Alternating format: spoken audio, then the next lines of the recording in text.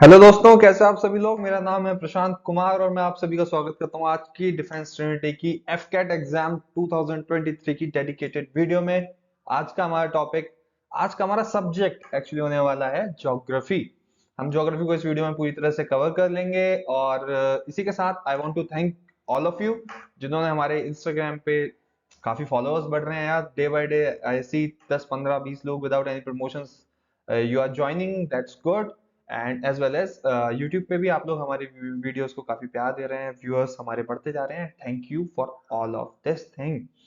और इस वीडियो का जो मीडियम रहेगा हिंदी इंग्लिश मिक्स रहेगा। कोशिश करूंगा कि मैं आपको 1 घंटे के अंदर अंदर आई विल ट्राई कि मैं ये पूरा कवर कर दूं। उसके लिए हमें इस वीडियो में थोड़ा फास्ट फास्ट आगे बढ़ना पड़ेगा दोस्त। तो स्टार्ट करते हैं। फर्स्ट हम पढ़ेंगे ज्योग्राफी को कि ज्योग्राफी में क्या क्या कंटेंट है जो हमारे एफकेट के लिए इंपॉर्टेंट है। वो है fundamental of geography, physical geography और एंड में इंडियन ज्योग्राफी। ओके, कवर सिर्फ मैं वही करूंगा जो कि एफकेट के लिए इंपॉर्टेंट है, पीवाईक्यूज में आया है। तो ये सोचने की जरूरत नहीं है कि ये छुड़वा दिया वो छुड़वा दिया। डोंट वरी, अगर कुछ छुड़वाया है तो कुछ सोच के छुड़वाया होगा। या तो वो मैं आपके करंट अफेयर में कवर करवाने वाला हूँ, या फिर वो किसी दूसरी वीडियो में कवर होगा, या फिर वो रेलेवेंट था ही नहीं आपके एग्जाम के लिए। ठीक है, तो सबसे पहले important topic latitudes and longitudes. तो लेटीट्यूड्स आर कंसेंट्रिक सर्कल्स। एक तरीका याद करने का है, कुछ लोग कंफ्यूज हो जाते हैं लेटीट्यूड लॉन्गिट्यूड में। तो जो लेटी हुई लाइन है लेटीट्यूड्स और जो लंबी लाइन है लॉन्गिट्यूड्स। ओके, सपोज ये अर्थ है, ये लेटीट्यूड, ये लॉन्गिट्यूड। ओके, इसके अलावा लेटीट्यूड का ये पूछा जा सकता है कि लेटीट्यूड से फर्क क्या पड़ता है। सपोज मैं एक अर्थ ड्रॉ करता हूँ और एक ये इक्वेटर का लेटीट्यूड और ये ट्रॉपिक ऑफ कैंसर का। तो एक लेटीट्यूड से दूसरी लेटीट्यूड पे जाऊंगा तो क्या फर्क पड़ जाएगा। तो change in the pressure system and planetary wind system. ये किस वजह से होता है, लेटीट्यूड्स की वजह से। और longitudes are vertical lines, we all know. इसकी वजह से क्या होता है कि लॉन्गिट्यूड्स की वजह से टाइम, ईयर एंड सीजन्स पास होते हैं अर्थ पे। ओके, सपोज मैं अभी बात करता हूँ, एक अर्थ और ड्रॉ करते हैं, नहीं इसी से काम चला लेंगे। ये सपोज यहाँ पर इंडिया है और यहाँ पर अमेरिका, और मैं इंडिया से अमेरिका चले जाऊं तो मेरा टाइम भी चेंज हो जाएगा। हो सकता है अगर मैं 31 दिसंबर के दिन जाऊं तो मेरा ईयर भी चेंज हो जाएगा, और सीजन्स तो ऑफ कोर्स चेंज हो ही जाएंगे। ओके, 0 डिग्री, 0 डिग्री कहाँ से पास होती है, ग्रीनविच से पास होती है। ठीक है, उसको हम 0 डिग्री कंसिडर करते हैं। एक लाइन है ये यूरोप से पास होती है, यूरोप की ग्रीनविच से हम इसको 0 डिग्री। इस तरफ जाओगे ईस्ट में तो 0 to 90 इधर बढ़ता है, और इधर जाओगे वेस्ट में 0 to 90 इधर बढ़ता है। Okay, 180 degree total. 180 डिग्री पे क्या है, इंटरनेशनल डेट लाइन है। ठीक है, इसके ठीक अपोजिट में इंटरनेशनल डेट लाइन है। अब composition of the earth, this is important और ये एफकेट में पूछा गया है। अर्थ एज अ होल, अगर मैं कंप्लीट अर्थ की बात करूं जिसमें इंक्लूड क्या होगा, अर्थ का क्रस्ट मतलब जिस लैंड पे आप रहते हैं, थोड़ा और अंदर जाएंगे तो आपका कोर भी होगा, और भी मतलब एटमॉस्फेयर, जितनी भी अर्थ की लेयर्स है। सबसे ज्यादा अर्थ पे क्या मिलता है, iron, oxygen, silicon. Lowest calcium and aluminium. लेकिन अगर मैं सिर्फ अर्थ के क्रस्ट क्रस्ट की बात करूं तो अर्थ में सबसे ज्यादा क्या मिलता है, ऑक्सीजन, सिलिकॉन, एल्यूमिनियम। और सबसे कम क्या मिलेगा, sodium and potassium. You have to remind this, याद करना है दोस्त ये। ठीक है, important as well as P Y Q, ये पहले भी पूछा जा चुका है एफकेट में। समर एंड विंटर सॉल्स्टिस, ये होता क्या है। समर सॉल्स्टिस का मतलब है जिस दिन समर सबसे बड़ी होगी, मतलब वो गर्मियों का वो दिन जिस दिन डे टाइम मैक्सिमम होगा, उसको कहते हैं समर सॉलिस्टिस। और ये समर क्यों, गर्मियों में आता है यार, तो गर्मी का टाइम जून 21, इंडिया में गर्मी होती है ना उस टाइम पे, ऐसे याद कर सकते हो। समर सॉलिस्टिस मतलब गर्मी हो, गर्मी जून 21 पे। विंटर सॉलिस्टिस मतलब ठंड का टाइम होगा, उस दिन रात सबसे लंबी होगी, तो वो होगा December 21 पे। ठीक है, और ऑटोनॉमल एंड वर्नल इक्विनॉक्स, इक्विनॉक्स नाम से पता चला, इक्वी मतलब कुछ ना कुछ बराबर है, तो इस दिन day is equals to night, length बराबर होती है, 12 घंटे का दिन 12 घंटे की रात। वो कब होता है, ऑटोनॉमल इक्विनॉक्स होता है ऑटम के टाइम पे। ऑटम कब आता है, सितंबर में। और वर्नल इक्विनॉक्स आता है March 21 को। ये याद रखना है दोस्त। एक और इंपॉर्टेंट चीज जो फिर से पीवाईक्यू है, इंडियन स्टैंडर्ड टाइम। मैंने अभी आपको बताया कि ग्रीनविच यूके, सपोज यहाँ यूरोप है और इसके ईस्ट में क्या है, इंडिया। यहाँ पे 0 डिग्री कंसिडर किया गया है टाइम को। और इसके इधर जाएंगे तो मैंने आपको बोला इधर ईस्टवर्ड मूव करेंगे, 90 डिग्री की तरफ मूव करते जाएंगे। तो अर्थ जो इंडिया है वो यहाँ से 82.5 डिग्री के डिस्टेंस पे है। ठीक है, दैट मीन्स अगर मैं इसको टाइम में कैलकुलेट करूं तो हम यूरोप से 5.5 घंटे आगे चलते हैं, अहेड ऑफ GMT। ठीक है, तो मतलब इंडिया में अगर अब 5 बज रहा है इवनिंग का, तो यूरोप हमसे 5.5 घंटे पीछे है, तो वहां पे टाइम कितना होगा? 11:30। ठीक है दोस्त, ऐसा होगा। Indian standard time passes from, तो अब देखो मैंने तुम्हें ये लाइन ड्रॉ करके दिखाई, ये क्या है? ये जीएमटी की लाइन है, ग्रीनविच मीन टाइम, जहां पे हमने माना है कि इस लाइन पे टाइम जो है वो 0 डिग्री है, और टाइम जो है वो इसके अकॉर्डिंग चलता है। तो इंडिया में भी एक लाइन ऐसी ही जाती होगी, तो वो लाइन कहाँ से पास होती है? UP, MP, Orissa, Andhra Pradesh, Chhattisgarh. ये भी पी बाई क्यू है आपका, सीडीएस और एफकेट दोनों का। You have to remember this. This is an important fact, ये अब तक आया नहीं है, बट मुझे लगता है, अरे पर्सनली आई फील ये बहुत इंपॉर्टेंट है कि इक्वेटर जो है ना, देखो वो कई कॉन्टिनेंट से भी पास हो रहा है, कई सिटीज हैं इंपॉर्टेंट, और ये सारी चीजें तो हैं, इट्स ऑब्वियस। बट सबसे इंपॉर्टेंट चीज ये है कि वो एक लेक से पास होता है, वो भी बहुत फेमस लेक, वो है लेक विक्टोरिया। इकलौती लेक जिससे इक्वेटर पास होता है वो lake Victoria. And remember this, lake Victoria also works as a border की तरह काम भी करती है, अफ्रीकन, 3 अफ्रीकन कंट्रीज को ये अलग करती है एक दूसरे से, तो एज अ बॉर्डर भी काम करती है, इसलिए इंपॉर्टेंट है। अब टाइप ऑफ रॉक्स, ये एक इंपॉर्टेंट टॉपिक है। सबसे पहले इग्नियस रॉक्स। इग्नियस रॉक्स कौन से होते हैं? वो जो आपके वॉल्केनो से निकल के आते हैं in the form of lava, उसको हम कहते हैं igneous rocks. Forms due to solidification of rocks, जो लावा आता है जैसे ही वो ठंडा होकर सॉलिडिफाई हो जाता है, तो इग्नियस रॉक बन जाते हैं। क्रिस्टलाइन इन नेचर, मतलब ये रॉक कैसा होता है? इसमें क्रिस्टल्स बने होते हैं, और फॉसिल नहीं होते इसमें। यार फॉसिल हो भी कैसे सकते हैं? इतना लावा इतना गर्म होता है, उसके अंदर फॉसिल सर्वाइव ही नहीं कर सकता। Sedimentary rocks. सेडिमेंट्री रॉक्स क्या होते हैं? जब दो या दो से ज्यादा तरीके के जो रॉक्स जो होते हैं, रॉक्स, रॉक्स प्लस रॉक से बन सकता है, रॉक प्लस सॉइल से बन सकता है, सॉइल प्लस सॉइल से बन सकता है। जब दो या दो से ज्यादा तरीके के आपस में चिपक जाते हैं एक दूसरे के साथ, एकदम मच जाते हैं जिसे कहते हैं, तो फिर उसको बोलते हैं लिथिफिकेशन। तो वो जब दो या दो से ज्यादा वैरायटी के रॉक्स आपस में मिलजुल के जो बनाते हैं उसको कहते हैं सेडिमेंट्री रॉक्स। ठीक है, इसके अंदर फॉसिल हो सकते हैं। ठीक है, मेटामॉर्फिक रॉक्स। जब एक इग्नियस रॉक और एक मेटामॉर्फिक रॉक क्या होगा, आपस में एक कांटेक्ट में आए, और अर्थ के नीचे नीचे नीचे हीट एंड प्रेशर के दबाव में आके ये कैसा रॉक बनाता है? हीट एंड प्रेशर के दबाव में आके मेटामॉर्फिक रॉक बनाता है। अब देखो यहाँ भी हीट है, तो यहाँ पे भी फॉसिल नहीं होगा। ठीक है, तो फॉसिल सिर्फ कहाँ हो सकता है? सेडिमेंट्री रॉक में, क्योंकि वहां गर्मी नहीं है। ठीक है, changed under heat and pressure. कौन सा रॉक? मेटामॉर्फिक। चलो, हिस्ट्री ऑफ अर्थ। तो यार सबसे पहले प्री कैम्ब्रियन एरा में क्या था कि ये पूरी अर्थ थी, इस पे सिर्फ एक ही लैंड मास था जिसको कहते थे रोडिना। ठीक है, और एक सी था, बस सिंपल ये था। और सी उस टाइम में बहुत कम, जितना ओशियन आज हम विशाल देखते हैं उतना नहीं था। ये वो फेज था जब अर्थ पे बारिश शुरू हुई थी। ठीक है, तो और उसके बाद क्या हुआ? ये पूरा टूट के बिखर गया। अब क्या हुआ कि मेसोजोइक एरा में ये सारे कॉन्टिनेंट फिर एक साथ चिपक गए, फिर से ये लैंडमास फिर एक साथ इकट्ठा हुआ, और इसको क्या बोलते हैं, क्या बोला गया? लैंडमास को बोला गया क्या? पैंजिया। और ओशन को बोला गया पैंथालासा। ठीक है, और आज हमें पता है, आज ये कॉन्टिनेंट्स फिर एक दूसरे से दूर जा रहे हैं। ठीक है, हमें पता है ये चीज। ओके, आगे बढ़ते हैं। Important theories about earth, this is very important from आपके एफकैट में आप एक्सपेक्ट कर सकते हैं, या फिर एफकैट में नहीं तो सीडीएस में, तो यार ये बहुत इंपॉर्टेंट है, सोचा मैंने भी कि अभी डिस्कस कर लो। एक है कॉन्टिनेंटल ड्रिफ्ट थ्योरी। ये कॉन्टिनेंटल ड्रिफ्ट थ्योरी दी है एल्फ्रेड वेगनर ने। इसमें क्या समझाया गया था कि जो कॉन्टिनेंट आज अलग अलग है, वो एक टाइम पे एक साथ चिपके हुए थे। ठीक है, यह कॉन्टिनेंटल ड्रिफ्ट थ्योरी, ये सब एक दूसरे से अलग हुए हैं। Conventional current and sea floor spreading theory, ये किसने दी है? आर्थर होम्स ने दी है। इसमें क्या बताया गया कि जो सी है, ओशन का जो फ्लोर है, मतलब ओशन का जो लैंड मास है, वो आज भी बढ़ रहा है और फैल रहा है। ये बताया गया आर्थर होम्स की convection current and sea floor spreading theory में। और मिड ओशनिक रिज थ्योरी, ये बहुत इंपॉर्टेंट है यार, इस थ्योरी ने तो मतलब दिमाग ही हिला दिया साइंटिस्ट का। ये दी है हेनरी हेस और डाइट्स ने। ठीक है, और इसके बाद देखते हैं important facts for AFCAT. AFCAT के लिए आपको इन फैक्ट्स को याद रखना है। First, oceanic crust is heavier than continental crust. ऐसा क्यों है, ये अभी मैं आपको आगे आने वाली वीडियो, आगे आने वाले क्वेश्चन में बताऊंगा। बट आपको ये फैक्ट याद रखना है कि ओशियन का जो क्रस्ट है, ठीक है, जो ओशन का लैंड मास है, वो ज्यादा हैवी है। ठीक है, और कॉन्टिनेंटल, जिस लैंड मास पे आप लोग रहते हैं, मैं रहता हूँ, लैंड, वो इतना हैवी नहीं है, वो लाइटर है। इंडियन ओशियन में इकलौती एक ट्रेंच है जिसका नाम बहुत कम लोग जानते हैं, और ये PYQ आज से 2 साल पहले पूछा भी गया था, जिसका नाम है डायमेंटीना ट्रेंच। ठीक है।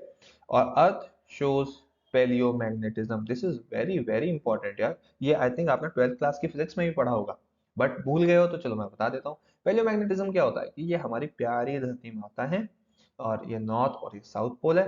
तो आप लोगों को लगता है ये नॉर्थ और साउथ हमेशा रहता है? भाई अर्थ क्या है, एक जाइंट मैग्नेट की तरह वर्क करती है। क्यों? क्योंकि इसके अंदर कोर में भरा हुआ है ढेर सारा आयरन, हमने अभी पढ़ा था ना, ढेर सारा आयरन इसके कोर में भरा हुआ है, और वो भी लिक्विड फॉर्म में। तो जिस भी साइड आयरन कंटेंट, ये इक्वेटर है, इक्वेटर यार कितना गंदा ड्रॉ किया है इस तरफ आयरन कंटेंट ज्यादा हो गया, तो अब अर्थ का नॉर्थ इधर हो जाएगा, साउथ इधर हो जाएगा। अर्थ अपना मैग्नेटिक फील्ड चेंज करती रहती है, इसी वजह से इसको कहते हैं अर्थ शोज पैलियोमैग्नेटिज्म। आई होप आपको समझ में आया होगा। आगे चलते हैं। हाँ, plate tectonics, tectonic plate theory हम सबने बचपन से पढ़ते हुए आ रहे हैं। अब इसके बारे में इंपॉर्टेंट पार्ट क्या है, अर्थ का जो इनर सरफेस है वो बना है ओलेवाइन रॉक्स से, ओलेवाइन रॉक्स, और ये है हैवियर, हैवीएस्ट बोल सकते हैं ना, ओलेवाइन रॉक्स आर हैवीएस्ट जो अर्थ के कोर में रखे हुए हैं। ठीक है, वो है हैवीएस्ट रॉक्स। ओशियन जो है वहां है बेसाल्टिक रॉक, वो कंपैरेटिवली वो हैवियर है, मतलब ये हैवीएस्ट है, ये हैवियर है। और ग्रेन जो हमारा लैंड मास है अर्थ का, ये है लैंड मास, ये बना है ग्रेनाइट एंड एंडेसाइट रॉक से, ये लाइट है। अब पता चला कि जो हम कह रहे थे कि ओशन का क्रस्ट हैवी है और जो कॉन्टिनेंटल क्रस्ट है वो लाइट है, क्यों? क्योंकि सबसे हैवी होता है ओलिवाइन रॉक। ठीक है, जब वो लावा की फॉर्म में बाहर आता है, ओशियन सरफेस पे बिछ जाता है, तो वो बन जाता है बेसाल्टिक रॉक।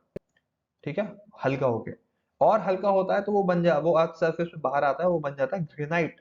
और अर्थ सरफेस पे रहने के बाद वो जब वेदरिंग ऑफ रॉक स्टार्ट होती है, वो और जैसे बड़े पत्थर पे वो धीरे धीरे धीरे धीरे सॉइल इरोजन होगा, विंड इरोजन होगा, केमिकल इरोजन होगा, ऑर्गेनिक इरोजन होगा, उससे वो और छोटे छोटे छोटे रॉक बन जाएगा, जिसकी वजह से वो और लाइट हो जाएगा, और इस बार वो बन जाएगा एंडेसाइटिक रॉक। ठीक है, अब पता चला कि लैंड क्रस्ट जो है वो इतना लाइट क्यों है, और ओशन क्रस्ट हैवीएस्ट क्यों है, ये रीजन। आगे चलते हैं। डिवीजन ऑफ ओशन फ्लोर, हमें लगता है यार ओशन का फ्लोर क्या होता होगा, मस्त एकदम ऐसे सपाट कुछ नहीं होता होगा। पर दोस्त मैं आपको बताता हूँ कि अगर दुनिया का सबसे बड़ा आप माउंटेन देखो तो हम माउंट एवरेस्ट को कहते हैं। ठीक है, माउंट एवरेस्ट। बट दोस्त, दुनिया का सबसे बड़ा माउंटेन लैंडमास पे है ही नहीं, वो तो ओशियन के अंदर है। ठीक है, ओशियन के अंदर माउंट एवरेस्ट से भी बड़े बड़े माउंटेन प्रेजेंट हैं इस टाइम पे। तो अब आपको समझ में आया, वो सिर्फ ऐसा प्लेन नहीं है ओशन क्रस्ट, वो ऐसे माउंटेन्स भी हैं, अभी ऐसे वॉल्केनोज भी मिलेंगे आपको, ऐसी रिजेस भी मिलेंगी, ये ओशन के अंदर है। ठीक है, तो क्या होता है, सबसे पहले कॉन्टिनेंटल शेल्फ, सपोज ये बीच है, आप बीच पे मस्त मजे से लेटे हुए हो, आप बीच से 200 मीटर पानी की तरफ जाएंगे तो उसको कहते हैं कॉन्टिनेंटल शेल्फ। सारी फिशिंग यहीं पे होती है, सबसे ज्यादा फिश यहीं पे मिलती हैं, फ्लोरा फोना यहाँ पे होता है, और मैं आपको बताऊं तो कोरल्स यहाँ पर होते हैं, तो और पेट्रोलियम यहीं मिलता है, ये सारी चीजें यहीं पे होती हैं। फिर एकदम से आज शुरू होता है कॉन्टिनेंटल स्लोप, एकदम से ओशन गहरा होना स्टार्ट होता है। फिर आती है पॉइंट जहां पे ये सपाट होना स्टार्ट होता है, एकदम से प्लेन बनना स्टार्ट होता है, उसको कहते हैं कॉन्टिनेंटल राइज, और वहां फिर आते हैं प्लेन्स।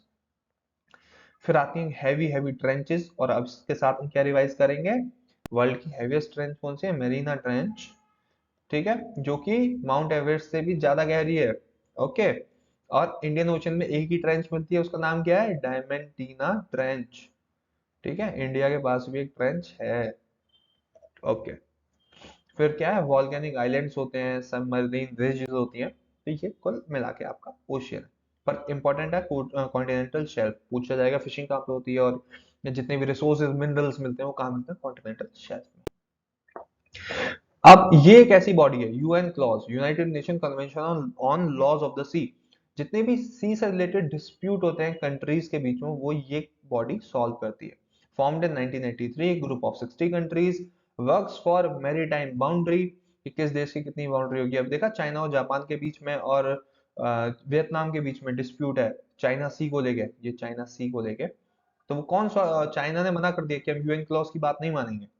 ठीक है, अब works for maritime boundary, environment protection, जैसे कि ऑयल स्पिल देखा है, ऑयल स्पिल जिस भी कंपनी से हो जाता है, वही, और जिस भी कंट्री का अगर वो गवर्नमेंट शिप है तो कंट्री साफ करेगी, और अगर कोई किसी प्राइवेट कंपनी से हुआ है तो वो प्राइवेट कंपनी ओशन को साफ करेगी। ऐसा क्यों?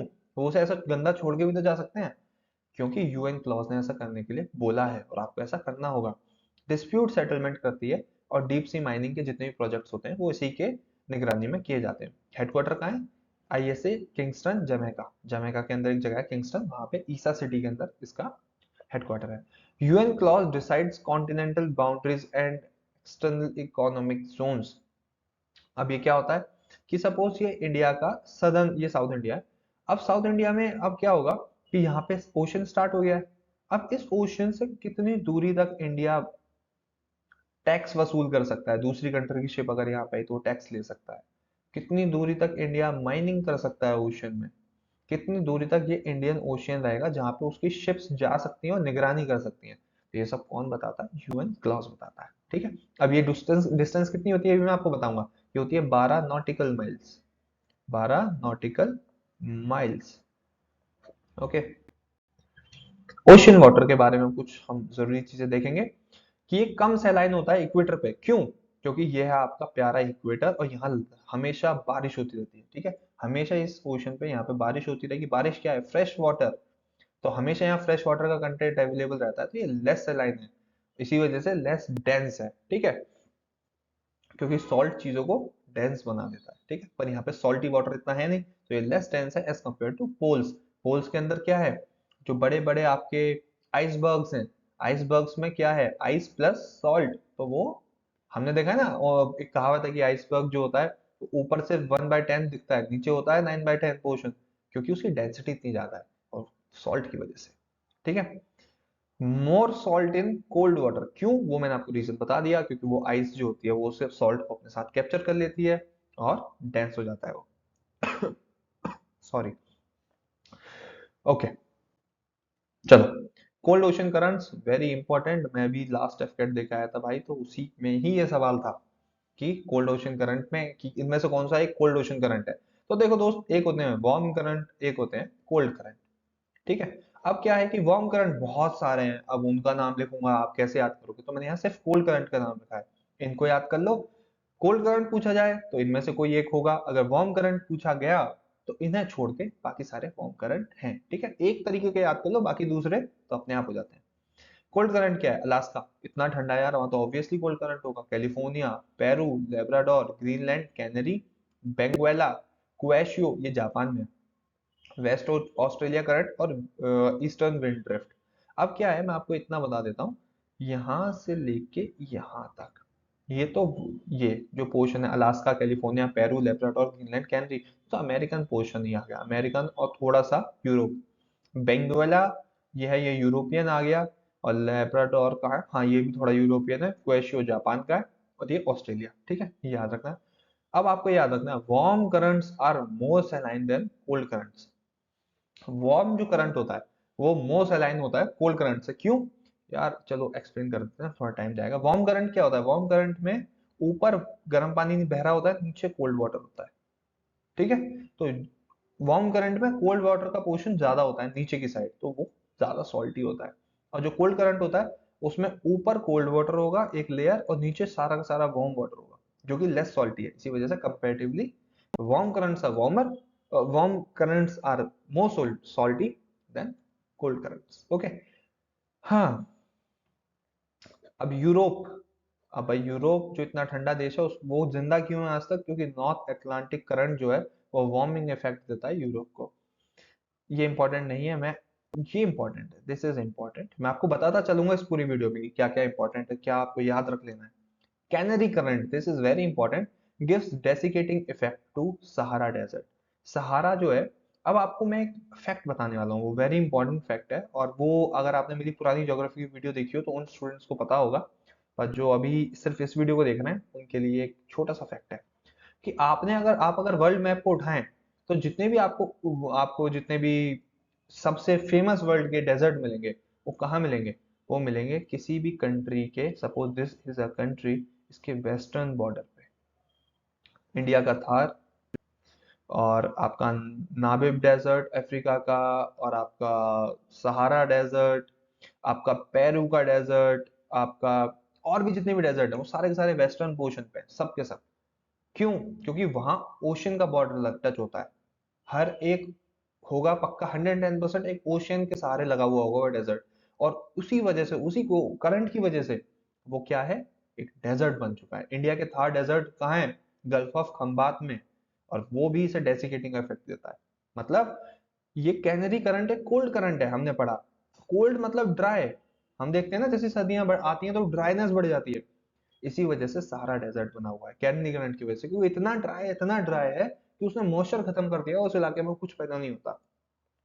बाया Blanca is a place where warm and cold current meets. और जहां पे भी वार्म और कोल्ड करंट आपस में मिलेगा, that is known as the best fishing ground in the world. वहां सबसे ज्यादा फिशिंग होती है। Benguela, this is not Benguela, this is Benguela current gives desiccating effect to Namib Desert। और Benguela भी हमने क्या डिस्कस किया, कोल्ड करंट है। ठीक है दोस्त, चलो चलते हैं आगे। यार एक स्लाइड पे बहुत टाइम लगा रहे हैं हम लोग, जल्दी जल्दी करना होगा। Ocean tides. तो सबसे पहले ओशन टाइड्स के बारे में पढ़ेंगे। Tidal range, difference between high tide and low tide. कि भाई दिन में याद रखना 24 आवर्स में 2 बार टाइड आती है ओशन में। ठीक है। और डिफरेंस बिटवीन जो सबसे ऊंची टाइड थी और सबसे नीची टाइड थी, इनके डिफरेंस को कहते हैं टाइडल रेंज। ठीक है।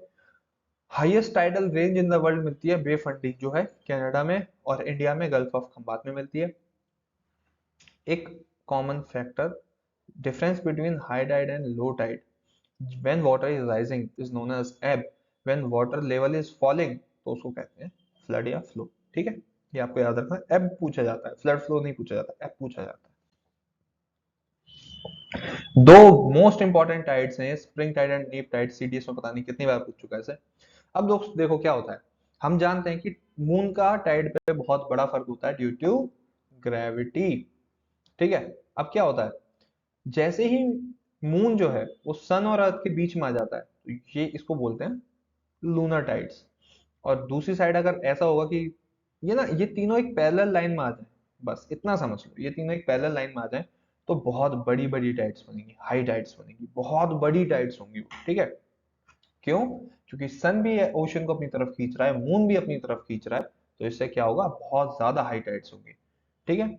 और क्या होगा, अगर इस पोजीशन में आ जाए, ये परपेंडिकुलर हो जाए, ठीक है, तो क्या होगा, सन टाइड्स को इस तरफ खींचेगा, मून टाइड्स को इस तरफ खींचेगा, इस वजह से टाइड्स ज्यादा ऊंची उठ नहीं पाएंगी और लो टाइड्स बनेंगे। ठीक है।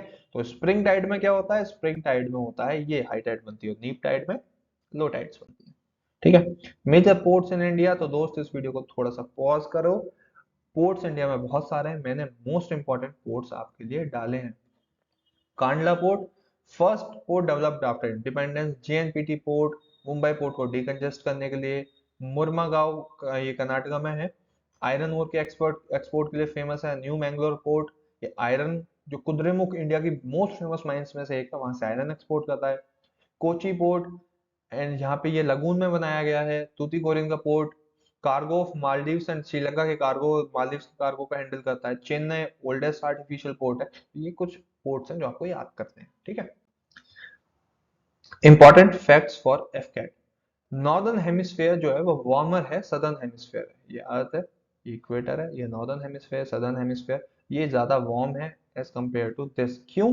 यहाँ ज्यादा कॉन्टिनेंट्स हैं, और जहां ज्यादा लैंड मास होगा वो जगह ज्यादा गर्म होगी। साउथ इंडिया में क्या है यार, थोड़ा सा अमेरिका का पोर्शन आएगा, थोड़ा सा आपका पोर्शन आएगा अफ्रीका का, और ये आपका इकलौता ऑस्ट्रेलिया, और ये नीचे अंटार्कटिका, ये पूरा ओशन खाली पड़ा हुआ है। और लेकिन अगर हम यहाँ पे आएंगे, पूरा अमेरिका है, यूरोप है, ये एशिया है, यहाँ पे जगह है ही नहीं यार। तो इसीलिए नॉर्दर्न हेमिस्फेयर इज वार्मर। अगली point, marginal seas of tropics are warmer than marginal seas of temperate. अब ये भी चलो आपको समझा देता हूँ। इसमें क्या है, ये ज्यादा गंदी अर्थ बन गई। Okay, let's try it again. और ये कंपेरेटिवली बेहतर बनी है। ये इक्वेटर है, ठीक है। और सबसे पहले ये क्या है, इक्वेटर रीजन है, फिर ट्रॉपिकल रीजन आता है, फिर टेम्परेट आता है, फिर पोलर रीजन आता है। ठीक है। कहा गया है marginal seas of tropics. Marginal seas कौन से होते हैं, वो लैंड लॉक्ड सीज जो होते हैं, जैसे ब्लैक सी, एरल सी, मेडिटेरेनियन सी, ये ज्यादा वार्म है एज कंपेयर टू टेम्परेट। क्योंकि हमें पता है भाई, इक्वेटर पर सबसे ज्यादा गर्मी है। फिर यहाँ पे ऐसा है ना कि यहाँ जितना नॉर्थ में जाओ गर्मी कम होती जाती है, सेम रीजन की वजह से ये ज्यादा जो ट्रॉपिक रीजन में जितने भी सीज हैं वो ज्यादा गर्म। Diurnal range of temperature, this is an important topic और ये याद होना चाहिए। मैक्सिमम रेंज ऑफ टेम्परेचर, ठीक है, इसमें क्या होता है, जैसे ही आपने अगर किसी दिन यार वेदर खोल दिया, गूगल वेदर, तो वो आपकी सिटी का टेम्परेचर बताता है कि यार मैक्सिमम 30 है और मिनिमम जाएगा आज 12। तो ये जो डिफरेंस है ना 18 का, इसको कहते हैं diurnal range of temperature. Difference between the maximum temperature and minimum temperature is known as diurnal range of temperature, ठीक है। और इक्वेटर पे तो यार क्या होता है, इक्वेटर पे गर्मी पड़ रही होती है यार, तो दिन भर टेम्परेचर मतलब मैक्सिमम अगर 30 गया है तो रात में 26 चला जाएगा, 4 का डिफरेंस रहेगा। लेकिन जो ट्रॉपिक्स होते हैं, ट्रॉपिक्स पे क्या होगा, अगर दिन में 30 है तो रात को चला जाएगा 12 14, वही वाला। सबसे ज्यादा डायनल रेंज देखी जाती है कहाँ पे, ट्रॉपिकल वाटर्स में। अब हमारे लिए कुछ इंपॉर्टेंट चीजें हैं। सबसे पहले ये देखते हैं हमारा प्यारा लैंडमास अर्थ। अर्थ में ऊपर जाओगे तो सबसे पहले ट्रोपोस्फेयर आता है, ठीक है। जितना ऊपर जाओगे टेम्परेचर गिरता जाएगा। फिर आपका ट्रोपोपॉज आएगी जहां से स्ट्रेटोस्फेयर स्टार्ट हो जाएगा। स्ट्रेटोस्फेयर में ऊपर जाओगे तो टेम्परेचर बढ़ता जाएगा। मेसोस्फेयर आएगा, जितना ऊपर जाते जाओगे टेम्परेचर गिरता जाएगा। थर्मोस्फेयर आएगा, जितना ऊपर जाते जाओगे टेम्परेचर बढ़ता जाएगा। फिर आयनोस्फेयर आएगा, जितना ऊपर जाते जाओगे टेम्परेचर गिरता जाएगा। तो हमने क्या देखा, सबसे पहले टेम्परेचर गिरा, बढ़ा, फिर गिरा, फिर बढ़ा, फिर गिरा, ठीक है। ये सीरीज याद रहेगी, ऐसे टेम्परेचर। और सवाल यही आएगा कि इसमें टेम्परेचर पे क्या इफेक्ट पड़ता है। अब देखो हर एक लेयर कुछ ना कुछ काम किया है। तो आपके जितने भी प्लेन्स उड़ते हैं वो ट्रोपोस्फेयर में उड़ते हैं। स्ट्रेटोस्फेयर जितना आपको प्रोटेक्शन देती है मीटियोर्स वगैरह से। मेसोस्फेयर जो है, सॉरी, ये थर्मोस्फेयर और आयनोस्फेयर वगैरह जो है, यहाँ से हम रेडियो सिग्नल्स जो हमारे ट्रांसमिट होते हैं वो इधर से होते हैं, ठीक है। तो ये कुछ ऐसी चीज है, थर्मोस्फेयर, आयनोस्फेयर, दूसरा नाम इसका ये है, ठीक है। चलो दोस्त आगे चलते हैं। एल्बिडो, भाई ये पीवाईक्यू है, लास्ट ईयर की पूछा गया है। एल्बिडो क्या होता है, एल्बिडो का मतलब होता है कि रेशियो होता है ये किस चीज का, बिटवीन टोटल सोलर रेडिएशन किसी ऑब्जेक्ट के ऊपर जितनी पड़ी और कितनी उसने वापस रिफ्लेक्ट कर दी। सपोज मैं बोलता हूँ कि इस पे ये एक स्टोन है और इसके ऊपर मान लो आपकी 100%, सपोज मान लो 100% इसके ऊपर सोलर लाइट पड़ी। अब इसने कुछ परसेंट अपने पास रख लिया, क्योंकि स्टोन गर्म हो जाएगा, तो उसने कुछ अपने पास रख ली और इसने रिटर्न कर दी आपकी 60%, ठीक है। तो रेशियो कितना बना, 100/60 का, ठीक है। 6 और 60/100 यू कैन से, तो 6:10 का रेशियो बना, ठीक है। इसी रेशियो को कहते हैं एल्बिडो।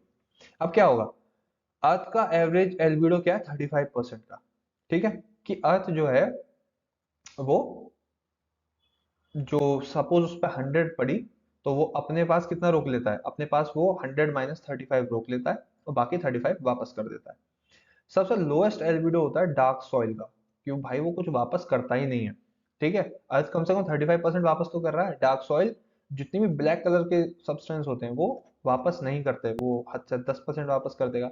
हाईएस्ट एल्बिडो क्या होता है, fresh snow, white fluffy snow, वो 90% अराउंड 90-95% वापस कर देती है, ठीक है। इसीलिए वो स्नो, फ्रेश स्नो इतनी जल्दी मेल्ट नहीं होती, क्योंकि वो सनलाइट को एब्जॉर्ब ही नहीं करती। आई होप ये आपको समझ में आया होगा, नहीं आया तो यार 5 मिनट पीछे करो, दोबारा सुनो, अच्छे से आ जाएगा। मूवमेंट ऑफ एयर, एयर का मूवमेंट कैसे होता है, याद देखो। एयर जो मूव करती है ना, high pressure to low pressure move करती है, ठीक है। ऐसा क्यों, हाई प्रेशर कब होता है, जब किसी एरिया में बहुत ज्यादा गर्मी हो जाए, गर्मी होगी तो क्या होगी कि ये जो एयर है ये ऊपर उठनी चालू हो जाएगी, ठीक है। ऊपर उठ जाएगी तो यहाँ एक गैप बन जाएगा, क्योंकि एयर तो ऊपर चली गई। अब इस जगह को फिल कौन करेगी, आसपास की जो ठंडी एयर है ना, वो इसको फिल करने के लिए भागेगी। तो ठंडी एयर लो प्रेशर पे, गर्म हवा हाई प्रेशर पे, तो low pressure to high pressure गई ना, ठीक है, इस गैप को फिल करने के लिए। तो इसी तरीके से आप समझ जाओ, air moving from high pressure to low pressure, इस प्रोसेस को नाम भी दिया हो गया है, एडवेक्शन ऑफ एयर कहा जाता है इसको, ठीक है। और एडियाबैटिक लैप स्टेट क्या होता है, सपोज ये हाई प्रेशर क्रिएट हुआ और यहाँ पे वार्म एयर थी। अब ये वार्म एयर क्या करेगी, ऊपर उठना चालू करेगी, ठीक है। किस लिए, ताकि वो ठंडा हो सके। अब मैंने आपको पीछे क्या समझाया था, अभी कुछ देर पहले मैं आपको बता रहा था कि फर्स्ट लेयर जो है हमारी, ट्रोपोस्फेयर, उसमें जितना ऊपर जाते जाएंगे टेम्परेचर गिरता जाएगा। तो एयर जितनी ऊपर जाएगी टेम्परेचर गिरता जा रहा है, मतलब वो ठंडी होती जाएगी। तो अपने आप को ठंडा करने के लिए ऊपर उठेगी। अब वो ऊपर उठेगी तो उससे क्या होगा, सपोज ये वार्म एयर थी, इसने ऊपर उठना चालू किया, तो धीरे धीरे ठंडा होगी। और ठंडे होने का रेट क्या होगा, अगर ये ड्राई एयर थी तो ये सबसे पहले ठंडी हो जाएगी, सबसे पहले। अगर ये नॉर्मल एरिया एयर थी कि इसमें थोड़ा सा मॉइस्चर भी था, तो ये सेकंड लेवल पे फिर ठीक है यार, थोड़ा टाइम लेगी। इसका रेट क्या होता है, ड्राई एयर का रहता है 10 डिग्री पर किलोमीटर पे के रेट से ठंडी होती रहेगी। नॉर्मल एयर का रहता है 6 डिग्री पर किलोमीटर, और वेट एयर का सबसे कम होता है, ये रहता है 3.5 डिग्री पर किलोमीटर। ठीक है, तो वेट एयर सबसे, जिसमें मॉइस्चर बहुत ज्यादा है, वो एयर अगर गर्म हो गई एक बार को, तो बहुत तेजी से ठंडी होगी। ठीक है, अब स्टार्ट करते हैं इंडियन ज्योग्राफी। इंडियन ज्योग्राफी में हम सबसे पहले कवर करेंगे mountains of India. I think सबसे पहले रिवर्स ऑफ इंडिया कवर करना था यार, जस्ट वेट। हाँ सॉरी, वो गलत है। दिस इज, सबसे पहले हम कवर करेंगे रिवर्स ऑफ इंडिया। रिवर्स में मैंने कुछ ही चीजों पे ध्यान रखा है, वो ओरिजिनेट कहाँ से होती है, ये पूछा जाता है। और इसके अलावा कौन सी मेजर सिटी से पास होती है वो, ये भी पूछा जाता है। और तीसरा है कि उसको कोई प्रोजेक्ट तो नहीं है। ठीक है, तो सबसे पहले इंडस रिवर सिस्टम। तो इंडस में हम जानते हैं हमारी कुछ गिनी चुनी नदियां आती हैं, कौन कौन सी हैं, उनका नाम एक बार देख लेते हैं। इंडस, झेलम, चेनाब, रावी, ब्यास और सतलज। ठीक है, अब चलो इंडस के साथ शुरू करते हैं। ऑरिजिनेट होती है मानसरोवर में। ठीक है, और इनको तिब्बत में क्या कहा जाता है, सिंगी कम्बम। ये पूछा जा चुका है, ये सीडीएस में आया हुआ सवाल है। ठीक है, इस इंडस रिवर को, जो कि मानसरोवर में ओरिजिनेट होती है, इसको सिंगी कम्बन कहा जाता है तिब्बत में, क्योंकि मानसरोवर कहाँ है, तिब्बत में। ठीक है, अब हम इंडस रिवर का पानी जो है वो पाकिस्तान के साथ शेयर करते हैं through Indus water treaty of 1960। ठीक है, अब जो झेलम है वो वेरीनाग में ओरिजिनेट होती है, कहाँ, श्रीनगर में। श्रीनगर के वेरीनाग से झेलम रिवर जो है ओरिजिनेट होती है। और इसकी एक ट्रिब्यूटरी है जिसका नाम है वूलर लेक।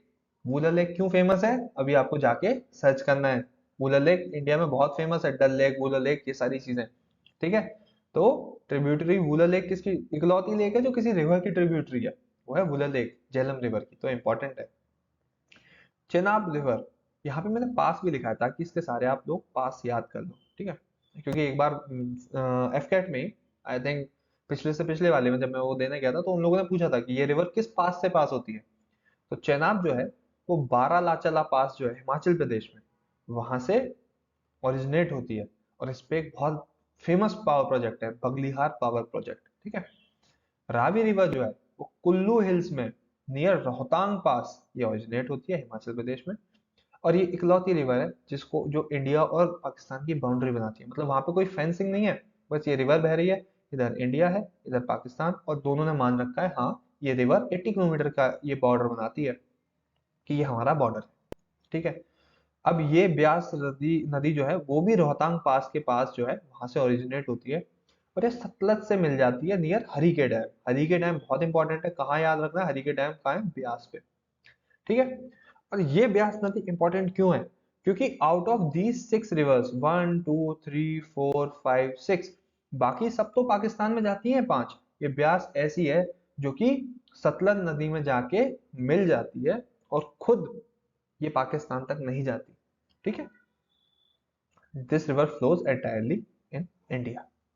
सतलज रिवर ये मानसरोवर पे फॉर्म होती है, और इसके ऊपर मेजर पावर प्रोजेक्ट जो है वो भाखड़ा नंगल डैम है, और एक गोविंद सागर डैम है जो कि एक पावर प्रोजेक्ट साइट भी है। ठीक है, और ये इंडिया में किस पास के थ्रू आती है, शिपकिला पास। तो अब मैं दोस्त, अब देखो, एक गुड स्टूडेंट जो होता है ना, उसे बताते कम है और वो समझता ज्यादा है। तो इसके जो भी मैंने आपको पढ़ाया, इसमें आपको क्या क्या इन्फो देखने को मिली, लेट मी ड्रॉ इट, और ताकि आप अगर समझ नहीं पाए होगे तो आपको और ज्यादा अच्छे से समझ में आ जाएगा। ठीक है, देखो हमने इसमें क्या क्या पढ़ा। मानसरोवर से दो नदी निकल रही है सिर्फ, इंदस और सतलज। ठीक है, बाकी की एक निकल रही है जम्मू कश्मीर से, और बाकी की ये 3 कहाँ से निकल रही है, हिमाचल प्रदेश से।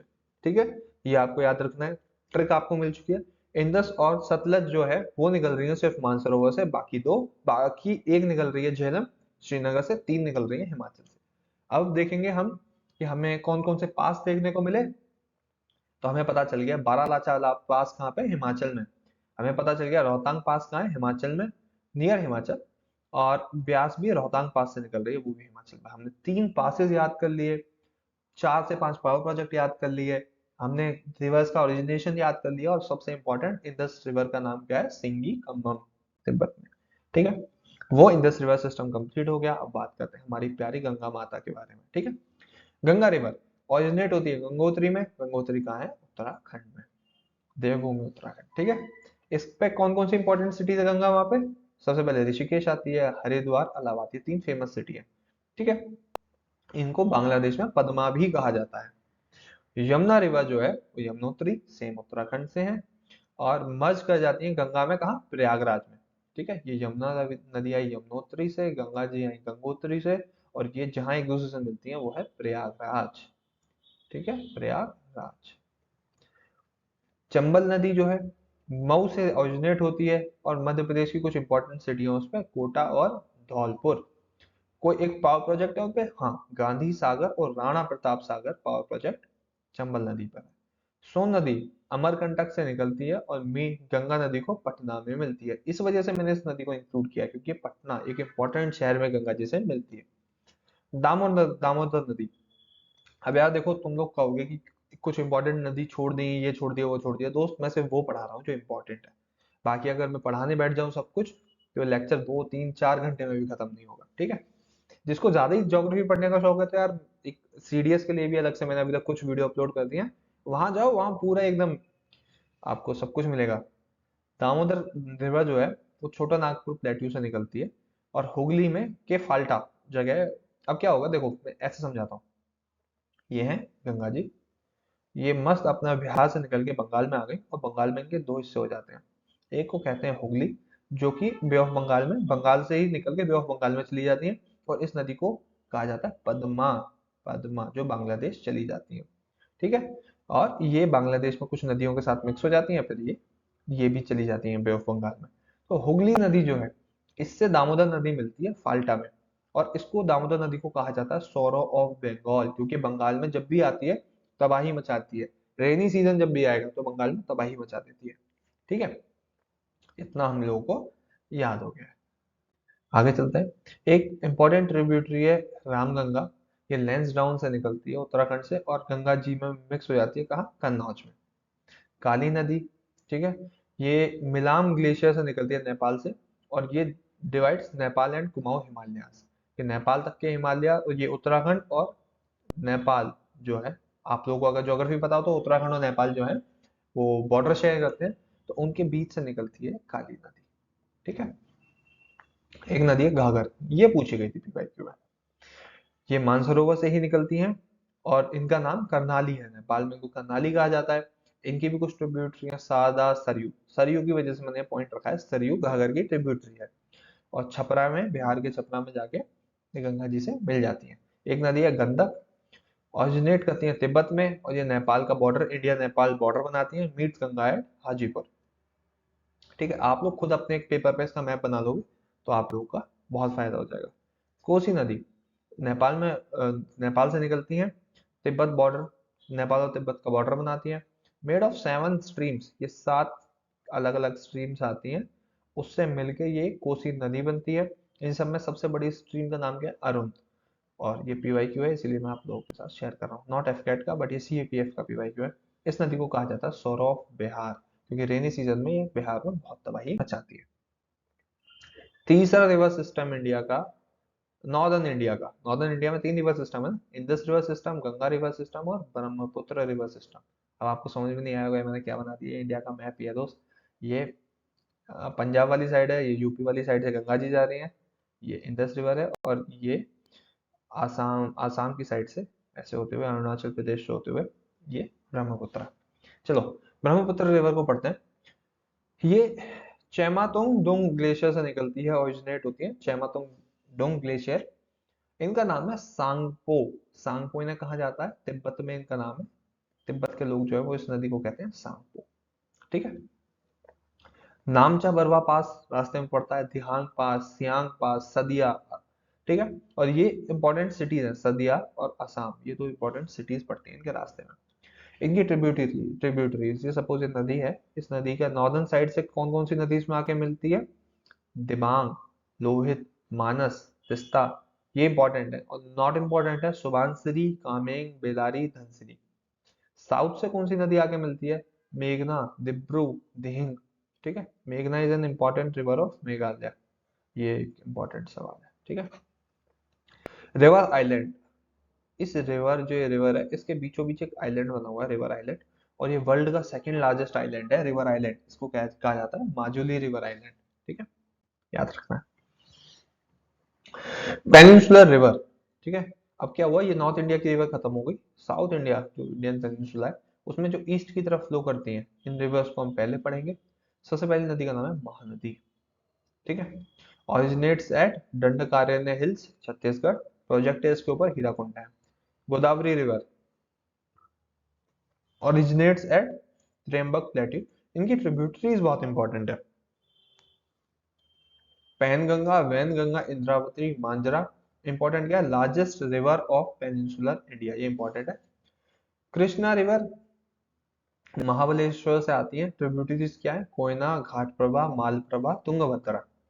ठीक है, प्रोजेक्ट क्या है? कोयना डैम है इनके ऊपर, तुंगभद्रा डैम है, नागार्जुन सागर डैम है। ये सेकंड लार्जेस्ट है साउथ इंडिया की। ठीक है, कावेरी रिवर, ये खुशहाल नगर कर्नाटका से निकलती है। और इसके ऊपर एक इंपॉर्टेंट चीज है, शिवा समुद्रम फॉल्स। ठीक है, जिसे पोनी भी कहा जाता है। और कृष्णा राजा सागर डैम और अमरावती डैम इन्हीं के ऊपर है। ठीक है, अब वेस्ट फ्लोइंग रिवर्स। अब तक हमने क्या देखा? ऐसी रिवर्स जो ईस्ट को जा रही थी। अब हम देखेंगे ऐसी रिवर्स जो वेस्ट को जा रही है। ये काउंटिंग में काफी कम है। नर्मदा रिवर अमरकंटक से निकलती है। ठीक है, और पा अब देखो, ये एक इंपॉर्टेंट चीज है, एक अच्छी चीज आई मैं आपको बता दूं। ये हम साउथ इंडिया जाते हैं।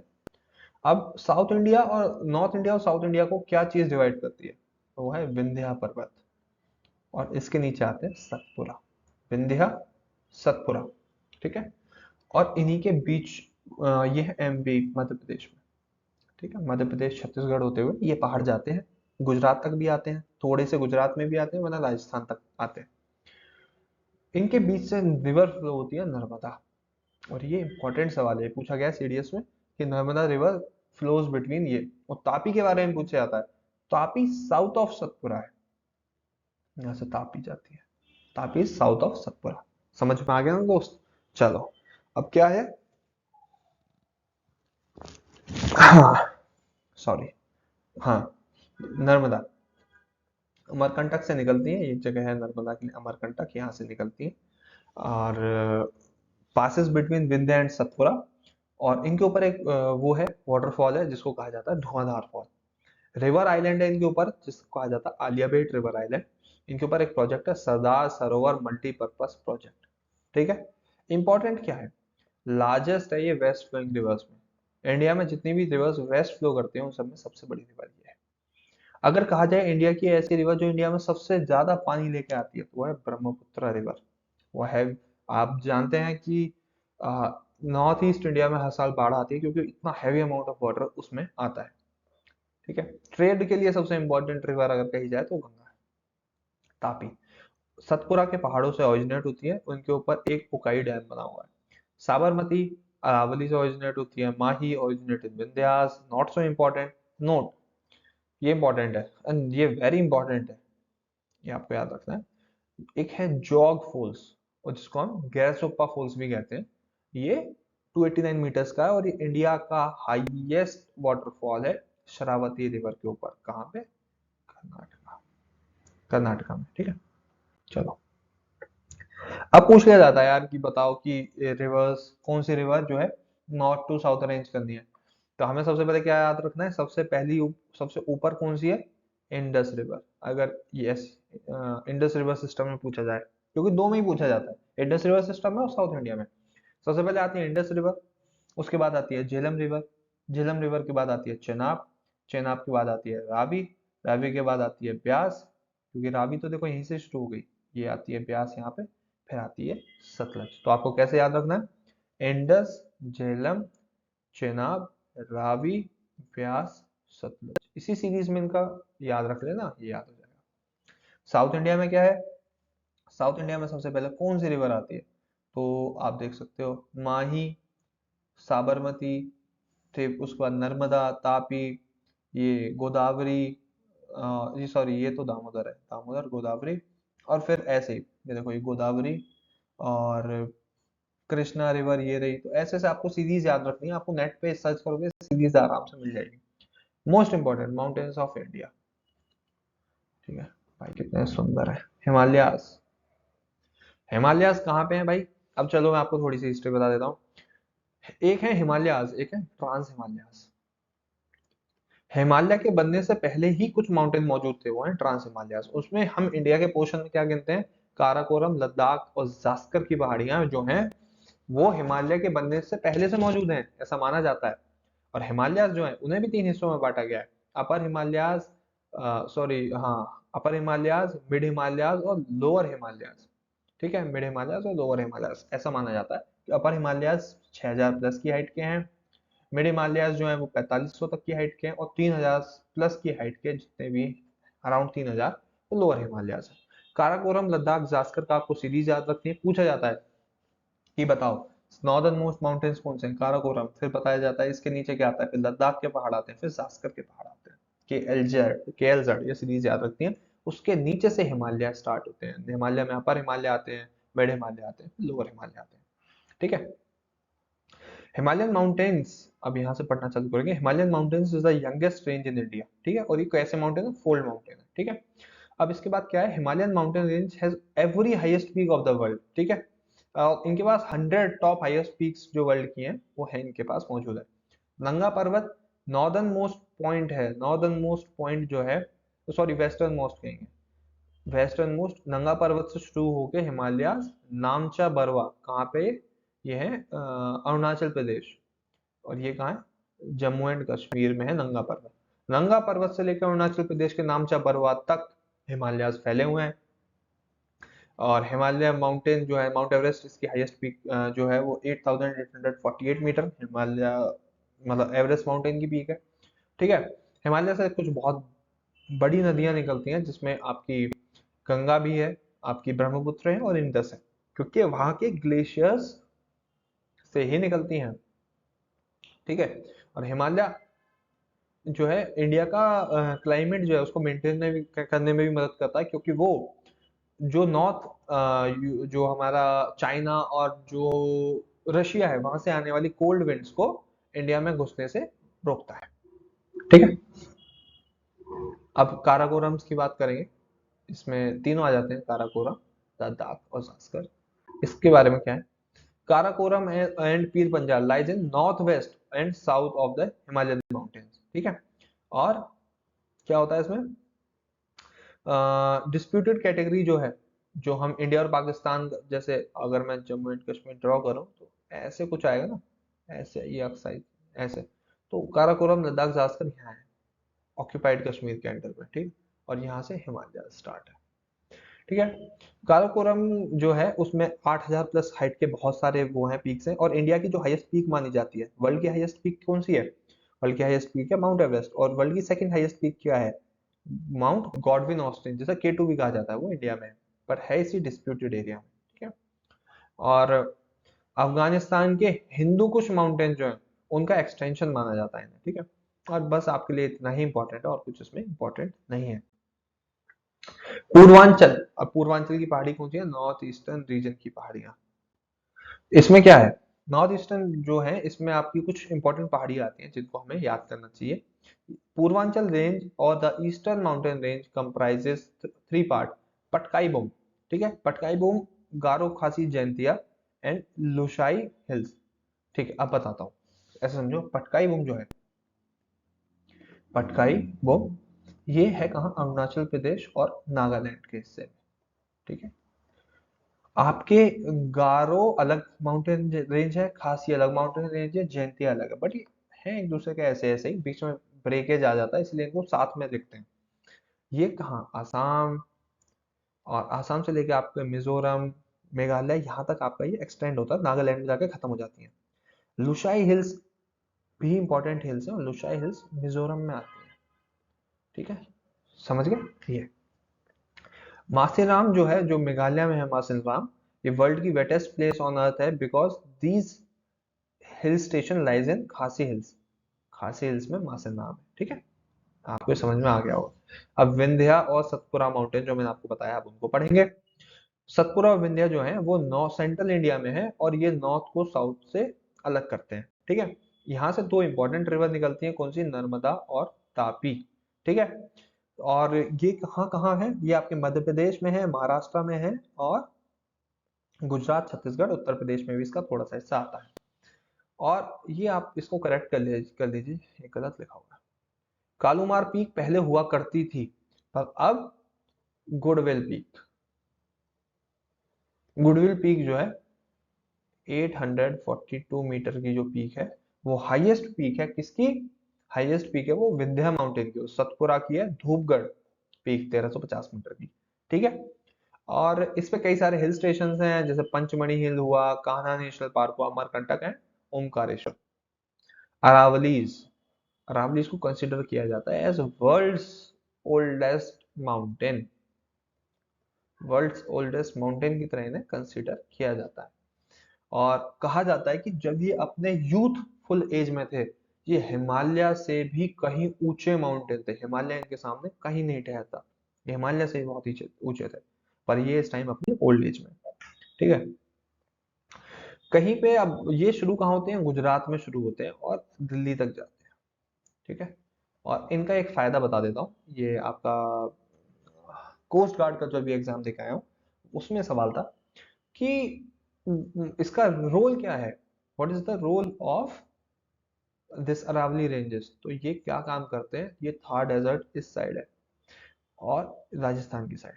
थार डेजर्ट को इंडिया में और अंदर ईस्टवर्ड फ्लो को रोकते हैं। थार डेजर्ट के ये एक बाउंड्री लाइन की तरह खड़े हुए हैं, ठीक है। इनकी विद कहीं 10 किलोमीटर, कहीं 100 किलोमीटर तक इनकी विद है।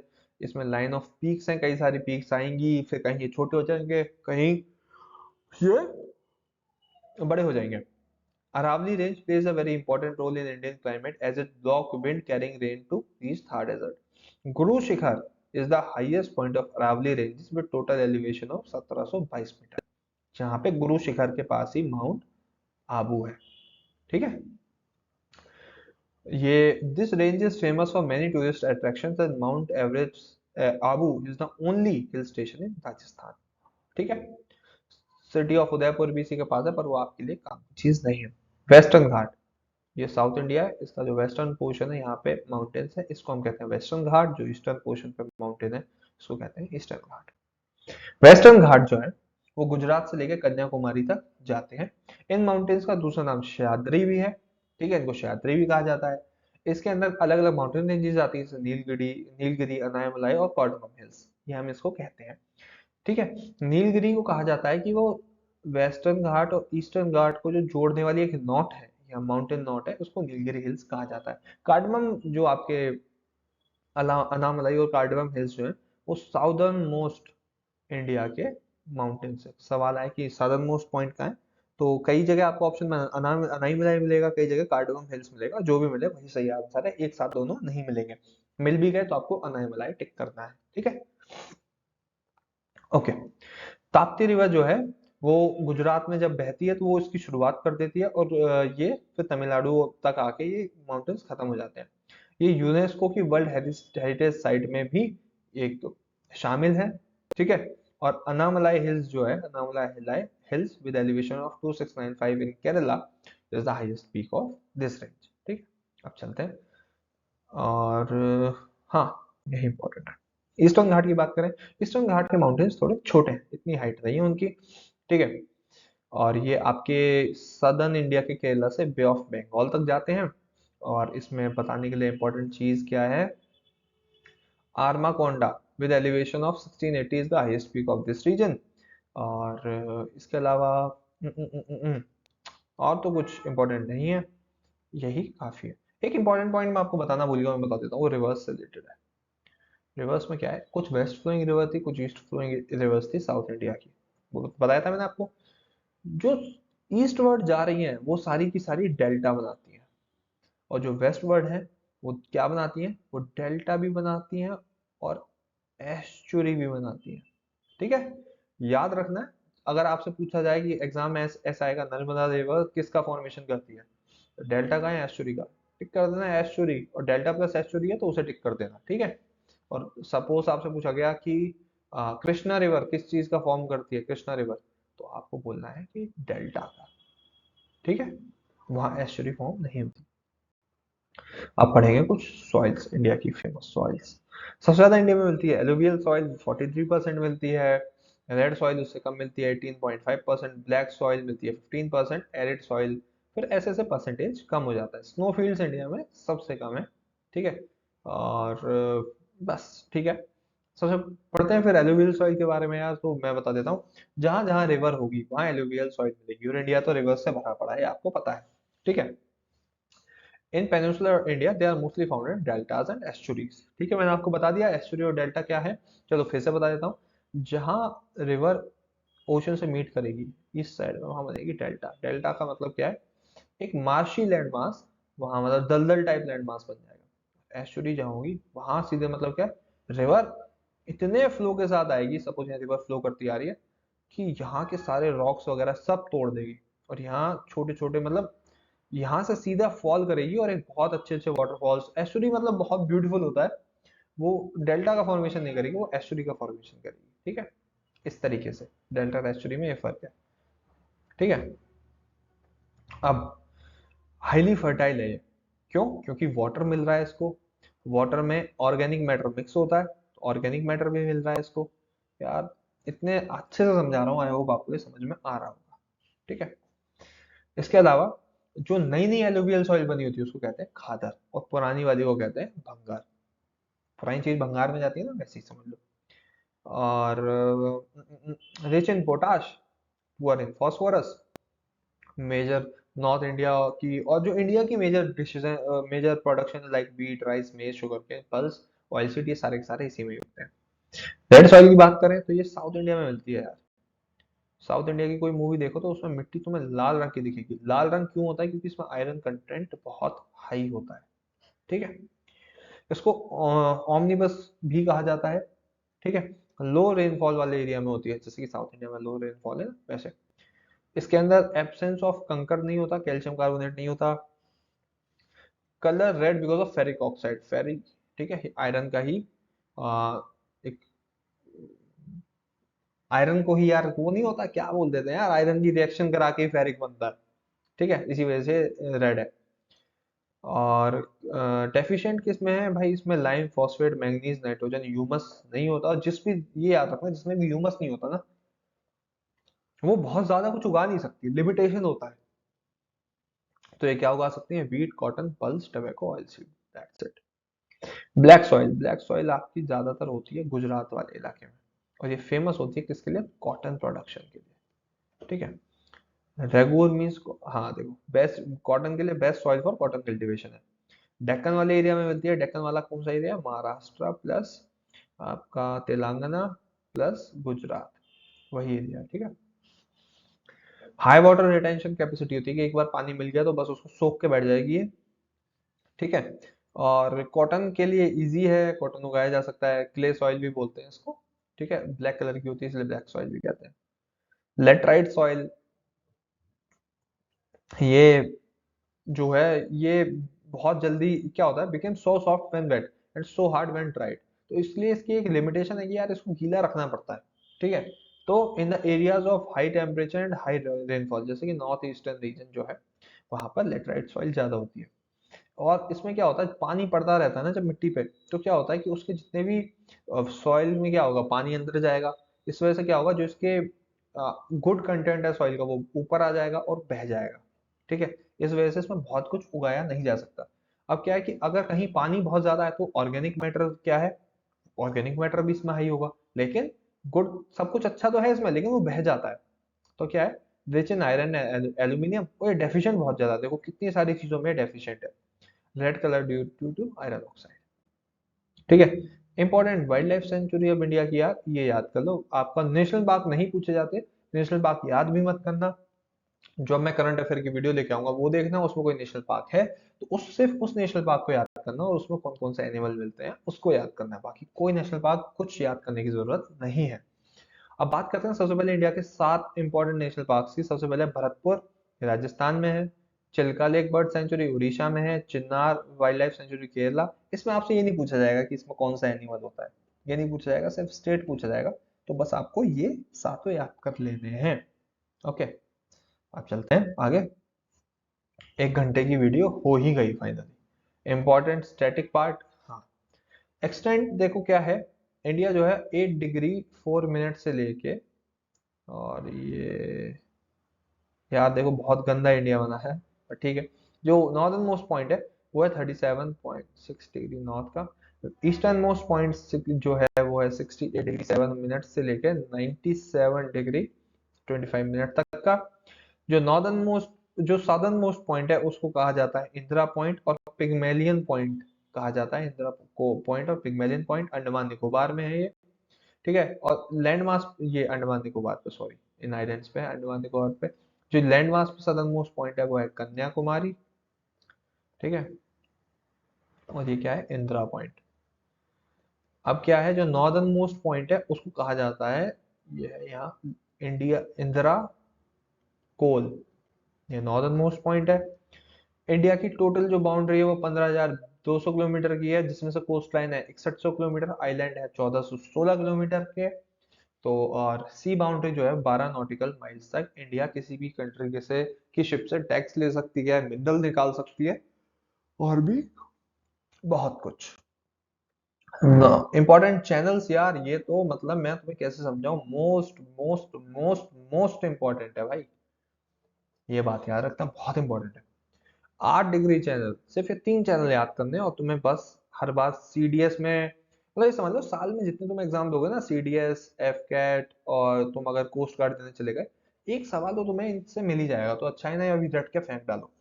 8 डिग्री चैनल किसको सेपरेट करता है, मिनिकॉय को सेपरेट करता है मालदीव्स के साथ, ठीक है। 9 डिग्री चैनल सेपरेट करता है मिनिकॉय को, ओह शिट, ये मैंने क्या कर दिया, हाँ, ओके, 9 डिग्री चैनल मिनिकॉय को कहता है लक्ष्य द्वीप से, ठीक है भाई और बहन, जो भी देख रहे हो। 9 डिग्री चैनल, 10 डिग्री चैनल किसको सेपरेट करता है, अंडमान और निकोबार को। लेकिन अब सीडीएस थोड़ा इसको टफ करके पूछता है, तो वो पूछता है कि अंडमान निकोबार के किन 2 आइलैंड्स के बीच से जाता है, तो उसका नाम है little Andaman, and car Nicobar को 10 डिग्री चैनल सेपरेट करता है। So this is everything in this video which is very very important for your FCAT, और थोड़ा बहुत सीटीज का कंटेंट भी है। अगर कुछ छूटा है तो दोस्त ऐसा मत सोचो मैंने वो जानबूझ के छोड़ा है। सेम आपकी जो इससे पहले मैं एक पॉलिटी की वीडियो बना चुका हूँ, जो complete polity in one video for FCAT है। उसमें भी कुछ लोगों का मुझे कमेंट आया था कि यार विप का एक पोर्शन है जो आपने छुड़वा दिया, विप इज इंपॉर्टेंट। तो दोस्त मैंने सिर्फ विप नहीं छुड़वाया, उसमें मैंने विप भी छुड़वाया है, इंपॉर्टेंट अमेंडमेंट भी छुड़वाया है, और important things that we have taken from other constitution भी छुड़वाया है, जानबूझ के छुड़वाया हुआ है, ठीक है। आप चिंता मत करो, शॉर्ट वीडियोस पे आएगी भी, और कुछ पोर्शन उसका करंट अफेयर में कवर होगा। हैव ट्रस्ट इन मी, अगर अगर आपकी प्रिपरेशन करा रहा हूँ तो यार किसी भरोसे पर ही करा रहा हूँ, ठीक है। वो भरोसा आप मुझ पर भी रखो। और इंस्टाग्राम जो है हमारा, वो ग्रो कराने के लिए थैंक यू, और आप उसको और ज़्यादा से ज़्यादा आप उस पर फॉलो कर सकते हैं, डिफेंस ट्रिनिटी के नाम से ही आपको मिल जाएगा।